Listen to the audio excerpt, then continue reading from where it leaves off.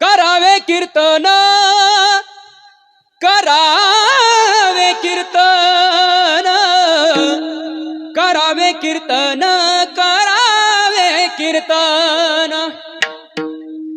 मुखी गावे हरीचे गुण, मुखी गावे हरीचे गुण, मग नोहे काही बाधा, मग नोहे काही बाधा.